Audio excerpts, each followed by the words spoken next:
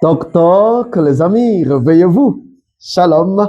Nous sommes hymne spirituel matinal et merci de nous recevoir chez vous encore une fois au travers de cette vidéo. Alléluia, alléluia. Ensemble, qu'est-ce que nous voulons faire? Nous voulons hisser les drapeaux Jésus-Christ. Vous savez, quand nous hissons les drapeaux Jésus-Christ, là, nous devenons sérieux.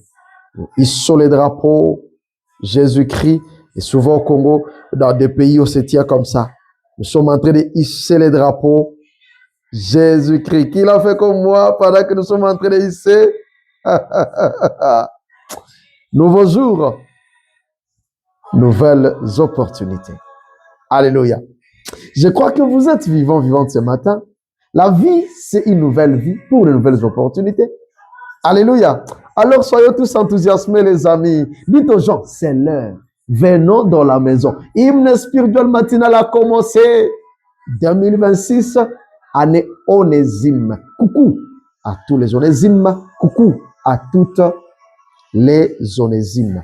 Qu'est-ce que vous attendez pour vous abonner? C'est simple. On écrit sur YouTube, subscribe. On écrit like. Aimez tout simplement. Mais aussi partagez. Merci à vous tous qui l'avez déjà fait. Chaque jour, vous publiez.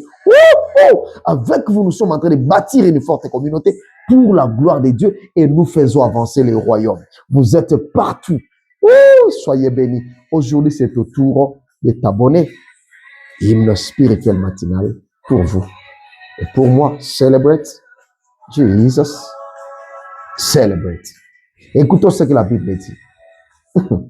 Car tu as eu 5 maris. Et celui que tu as maintenant n'est pas ton mari. En cela, tu as dit vrai. Évangile selon Jean chapitre 4, le verset 18. Alléluia. Les amis, voici un autre exemple d'une femme qui devait avoir honte d'elle-même. Nous sommes en train de parler d'Onésime.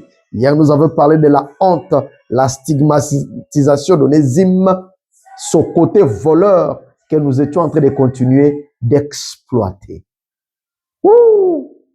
Voici un autre exemple. Une femme qui devait avoir honte d'elle-même. Une prostituée, si vous voulez qu'on utilise ce terme. Parce que des fois, ça peut vous arranger. Quand on pointe les autres, prostituée-toi, voleur-toi, bandit-toi. Permettez qu'on l'appelle prostituée. Berthe, sale, prostituée. Une femme légère, dont la légèreté ne devait que lui attirer la haine des autres femmes. Alléluia. Mes amis, en général, pendant que nous sommes en train d'évoluer, en général, les femmes venaient puiser l'eau en groupe. Les gens venaient en groupe en train de parler, en train de caqueter, en train de parler de ce qui se passe dans des maisons, dans des foyers. Et vous savez, quand les femmes se rencontrent pour parler, les femmes parlent d'un. Je me souviens quand on était enfant, on grandissait, quand vous allez accompagner maman quelque part et que elle doit se séparer avec son ami. Depuis qu'ils ont commencé à causer depuis la maison, oh non, nous allons accompagner tel qui est venu visiter. Mais vous allez vous mettre en coin en train d'attendre jusqu'à ce que vous vous fatiguez. Maman est en train de parler. Hey, ok, bye, ok, oui, vraiment. Hey, là aussi on ira, on parlera de tel. Les mamans vous caquettent pas mal. Elles ont beaucoup de choses à dire. Est-ce que c'est une façon de parler mal de vous les mamans? Nous vous aimons bien. Coucou à toutes les mamans, partout vous retrouvez. Alors imaginez que ces femmes allaient en groupe, puiser de l'eau. Et là, il y avait de... Ils pouvaient parler de tout et de rien. Et quand les femmes vous parlent, c'est mouvementé, c'est bien rythmé. Alors c'était rythmé. Quand les femmes allaient au puits ensemble pour aller puiser de l'eau, c'était waouh. C'est comme si un rendez-vous qu'aucune femme ne pouvait accepter de manquer. Donc les femmes se préparent déjà en train de nettoyer leurs bidons. On va aller puiser de l'eau. Oui, on va se retrouver au puits. Hein? Et puis je vais te dire ce qui se passe. Je vais te parler. Et les jeunes filles, et les jeunes femmes, ils vont se parler. C'est là on va aller parler de tel monsieur qui m'a rencontré. Et puis il m'a regardé. Il a dit, tu es waouh, tu es jolie. On pouvait parler de tout et de rien parce qu'on est en groupe, mes amis.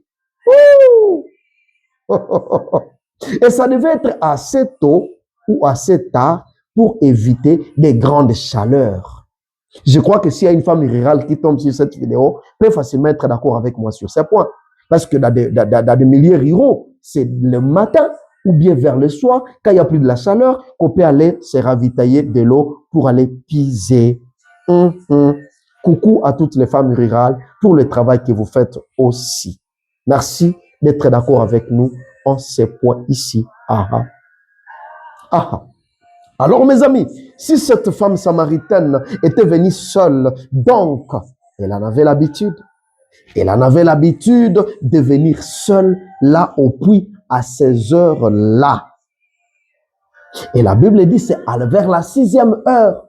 Donc, le moment où le soleil est ardent vraiment, le soleil est piquant, qui peut vraiment se permettre ça de son plein gré. Si ce n'est que par une imposition quelconque, mes amis. Est-ce qu'on peut nous mettre à la place de cette femme à 6 heures, donc à 12 heures, la voilà avec sa cruche. Elle est en train de regarder, il n'y a pas d'autre femme là, je peux maintenant partir. Donc elle avait l'habitude de venir seule. C'est sans doute, mes amis, c'est sans doute suite à la honte de sa condition de vie, sa condition dans ce village-là, dans ce coin-là. C'est suite à la nausée de sa situation. Quand il se regarde, il dit comment je me suis mise dans tout ça? Pourquoi pas moi je suis honteuse? J'ai la nausée. C'est nauséabonde. Berk. Quand il se regarde. Peut-être qu'il y a une femme. Il y a un monsieur qui vit de telles situations maintenant pendant que je parle. Ce message est à toi. Christ veut te parler ce matin. Alléluia. Alléluia. La nausée de sa situation la maintenait isolée des autres femmes. Donc, si les femmes peuvent se raconter des choses, waouh, des histoires, des récits qui font bien dans une civilisation où les femmes sont... Elle n'avait plus droit à ça. Elle n'avait plus droit à ça. Si les femmes peuvent aller se parler, non, quel modèle de pagne actuellement, quel modèle de cheveux. Elle n'a pas celui qui va lui parler de ce modèle-là, qui va lui en parler. Et des fois, dans les temps, je me rappelle, quand on grandissait, les mamans pouvaient aller prendre la blouse de telle maman parce qu'on a apprécié les modèles. Alors, j'amène la blouse de telle femme, j'amène chez les tailleurs. Elle, qui pouvait lui donner? Personne, elle est isolée des autres femmes à cause de la nausée de sa condition de vie. Alléluia. Elle devait être traitée de voleuse de mari. Voleuse des époux. Femme sans scrupule. Une femme sans scrupule. Quand on la regarde, une femme sans scrupule. Une femme sans pudeur. Une femme sans morale. Une femme dépravée de mœurs. Elle est sale, dépravée de mœurs.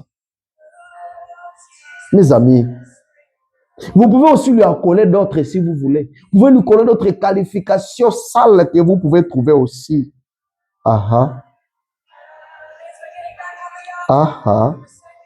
Mais vous savez quoi, mes amis? Vous savez quoi, mes bien-aimés frères et sœurs? Au cœur de la discussion avec la plus sale du coin, la plus sale du village, Jésus dit, si tu connaissais les dons de Dieu, les dons de Dieu viennent vers une femme comme ça. Mais c'est paradoxal, Jésus. Si tu connaissais les dons de Dieu, et qui est celui qui te dit, donne-moi à boire, tu lui aurais toi-même demandé à boire, et il t'aurait donné de l'eau vive. Ça, c'est le verset 10. Alléluia. Quel miracle, mes amis. Quel bouleversement de la situation. Quel renversement de la situation, mes amis. Alléluia. Comment trouvez-vous, mes amis, cette scène maintenant? À la lire, ouvre les choses. Comment est-ce que vous trouvez la scène ici, mes amis? Jésus avait-il vraiment besoin de l'eau? Est-ce qu'il avait réellement besoin de l'eau de ces puits, mes amis? Pas vraiment. Pas vraiment. Pas nécessairement, mes amis. Et d'ailleurs, mes amis, vous savez, si on peut reculer un peu dans l'histoire, selon les règles juives, quel homme juif se permettrait de converser avec une femme en public? Quel est cet homme-là? Un homme juif, il dit non, je suis juif. Se permettre de commencer à parler avec une femme en public, et puis pas seulement une femme, mais en plus une samaritaine. Samaritaine, non. On ne concorde pas, on ne peut pas parler. D'ailleurs, la femme l'avait dit, mais toi, tu es juif, comment tu me demandes de l'eau? Un homme avec son orgueil masculin, juive, commençait à parler avec une femme, et puis samaritaine. Une infraction grave. Une infraction grave, les amis. Mes amis, en réalité, Jésus a porté plus que l'eau à cette femme. Il n'était pas venu réellement boire de l'eau, mais il a apporté les dons de Dieu. Il a apporté plus que l'eau à cette Samaritaine. Alléluia. Ce matin, Christ t'apporte plus que cette honte, plus que cette ignominie, cette cachette. Au nom de Jésus, il t'apporte plus que ce que l'on connaît habituellement dans ta maison, dans ta famille. Ce qu'on a déjà vu, on connaît qu'elle est comme ça, elle va se réveiller comme ça, l'année va finir comme ça pour elle. Cette année, Dieu t'apporte ce qui est au-delà de ce que les hommes connaissent. Il t'apporte plus que l'habitude au nom de Jésus. Dis amen et tu vois cela s'accomplir dans le nom de Jésus. Jésus apporte plus que ce que tout le monde avait collé à cette femme. Ce que tout le monde connaissait de cette femme, c'est ce que Jésus est venu avec. Mais il vient comme s'il demandait de l'eau. Des fois, Jésus ne nous demande pas pour que nous lui donnions, mais parce qu'il veut nous apporter plus. Alors ne soyons pas trop hésitants lorsque Christ est en train de nous appeler à former de nous demander quelque chose. Je pense que ça parle à quelqu'un. Alléluia. Bien-aimés les amis, Jésus n'a pas attendu que cette femme soit devenue super chantre, comme toi qui me regardes. Vous savez, je suis passé un jour au côté d'une église locale où on était en train de dire, on est en train de chanter.